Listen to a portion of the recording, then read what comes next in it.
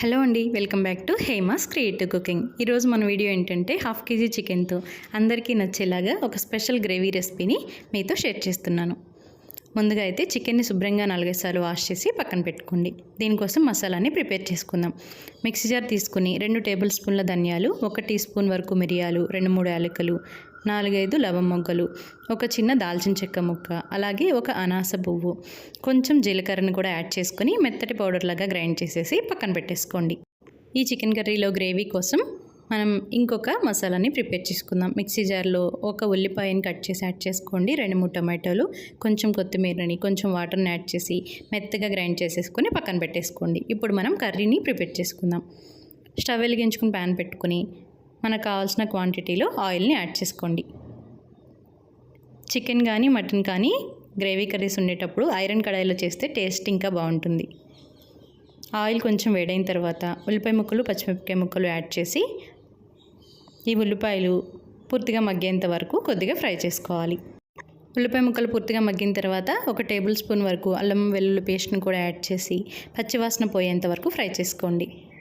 ఇప్పుడు ఇందులోకి మనం ముందుగానే గ్రైండ్ చేసి పెట్టుకున్న ఈ ఆనియన్, టొమాటో, కొరియాండర్ ఉంది కదా, ఈ పేస్ట్ని ఇందులోకి యాడ్ చేసేసి ఆయిల్ పైకి తేలేంత వరకు 5 to 6 మినిట్స్ పాటు ఫ్రై చేసుకోండి.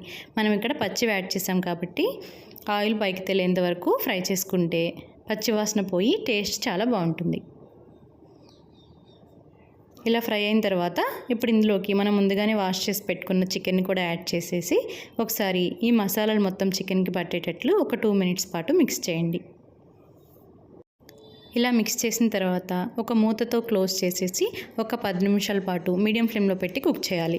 ఇలా కుక్ చేయడం వల్ల చికెన్లోంచి వాటర్ మొత్తం వచ్చి ఆ వాటర్ మొత్తం ఇనికే వరకు కుక్ చేసుకుంటే మసాలా ఫ్లేవర్స్ అన్నీ చికెన్కి పట్టి టేస్ట్ అనేది బాగుంటుంది. చూసారు కదా, చికెన్లోకి వాటర్ వచ్చాయి. ఇలా వాటర్ వచ్చి కొంచెం చికెన్ మెత్తగా ఉడికేంత వరకు మూత పెట్టి మగ్గించుకోండి. ఇప్పుడు ఇందులోకి రుచికి సరిపడా ఉప్పు, ఒక 1/2 టీ స్పూన్ వరకు పసుపును కూడా యాడ్ చేసి ఒకసారి మిక్స్ చేసి ఒక 2 to 3 మినిట్స్ పాటు మగ్గనివ్వాలి.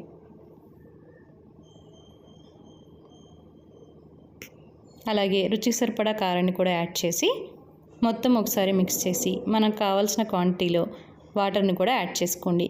గ్రేవీ బాగా పులుసుగా కావాలి అనుకుంటే వాటర్ ఎక్కువ యాడ్ చేయండి, లేదు కొంచెం థిక్ గ్రేవీతో సరిపోతుంది అనుకుంటే కొంచెం యాడ్ చేస్తే సరిపోతుంది. ఇలా వాటర్ని యాడ్ చేసి ఒక 10 నిమిషాల పాటు మళ్ళీ కుక్ చేసుకుంటే మనకి చికెన్ అనేది పర్ఫెక్ట్గా ఉడికిపోతుంది. ఇప్పుడు ఇందులోకి మనం ముందుగానే రెడీ చేసి పెట్టుకున్న మసాలా పౌడర్ని యాడ్ చేసి మిక్స్ చేసి టేస్ట్ సరి చూసుకొని ఏమైనా తగ్గితే యాడ్ చేసుకోండి ఈ టైంలో. ఇప్పుడు ఫైనల్గా కొత్తిమీరని చల్లుకొని మిక్స్ చేస్తే మనకి వేడివేడిగా చికెన్ గ్రేవీ కర్రీ రెడీ అయిపోతుంది. చాలా బాగుంటుంది. ఈ కర్రీ రైస్లోకైనా, పుల్కాలోకైనా, చపాతీలోకైనా సరే, బిర్యానీలోకైనా, ఎందులోకైనా చాలా టేస్టీగా ఉంటుంది. మీరు ఈసారి కర్రీ చేసినప్పుడు ఇలా ఒకసారి ట్రై చేయండి. చాలా టేస్టీగా ఉంటుంది. తప్పకుండా అందరికీ నచ్చుతుంది. అంతేనండి, చాలా ఈజీగా చికెన్ గ్రేవీ కర్రీ రెడీ అయిపోతుంది. ఈ వీడియో కనుక మీకు నచ్చినట్లయితే వీడియోని లైక్ చేసి మీ ఫ్రెండ్స్ అండ్ రిలేటివ్స్కి కూడా వీడియోని షేర్ చేయండి. మరిన్ని healthy, tasty and easy quick recipes కోసం మన ఛానల్ని సబ్స్క్రైబ్ చేసుకోండి. అలాగే మీకు ఎలాంటి వీడియోస్ కావాలో కూడా కామెంట్ సెక్షన్లో చెప్పేయండి. Thank you for watching.